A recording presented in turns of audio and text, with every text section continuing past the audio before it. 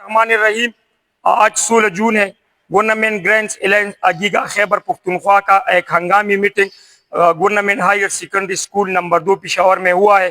اس میں خیبر پختونخوا کے مختلف 40 تنظیموں کی صوبائی صدور اور جنرل سیکرٹری نے شرکت کی ہے.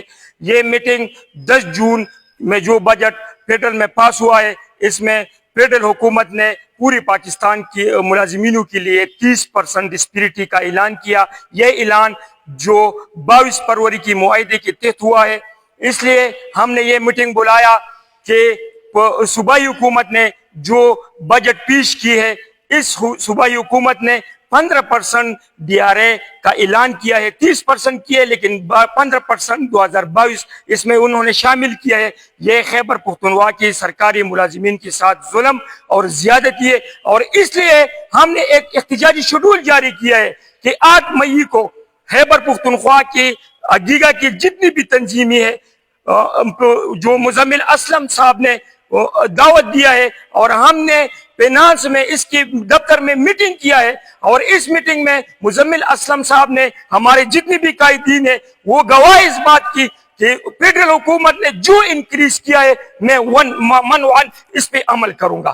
انشاءاللہ اس وعدے کے افاع کے لیے ہم نے 19 جون کو صوبہ خیبر پختونخوا کے تمام پریس کلب کے سامنے تمام ملازمین سے درخواست ہے کہ اس ظالمانہ فیصلے کے خلاف احتجاج کریں، اور انشاءاللہ 23 جون کو پوری خیبر پختونخوا کی ملازمین پشاور اسمبلی آ کر ایک معینہ مدت کے لیے ایک دھرنے کا اعلان کیا گیا.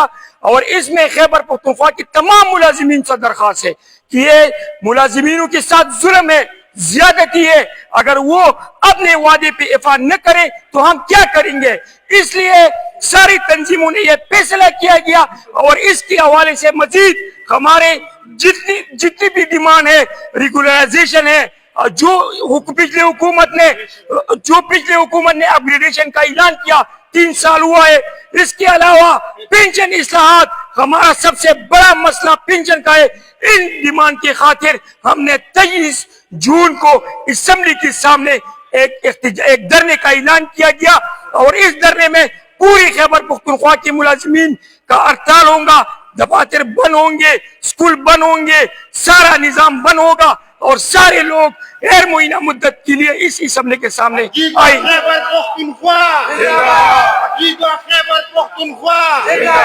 چیئرمین سے قدم بڑھاؤ، قدم بڑھاؤ، ملازمین اتحاد